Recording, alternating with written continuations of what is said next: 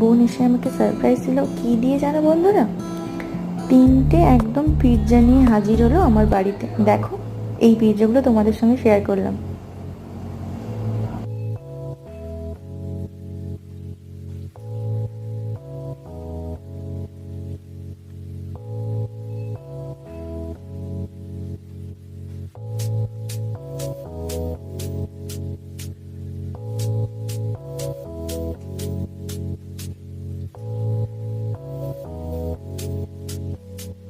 তিনটে পিৎজা ছিল, 3 ধরনের।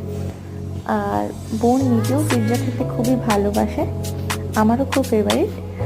আর আজকে আমি আর আমার বোন সারা দিনটা খুবই আনন্দ করেছি এবং তার সঙ্গে বাচ্চারাও তাদের মিমিকে পেয়ে খুবই খুশি। তোমরা দেখো কেমন খেলা করছে তাদের মিমির সঙ্গে, খুবই মজার সঙ্গে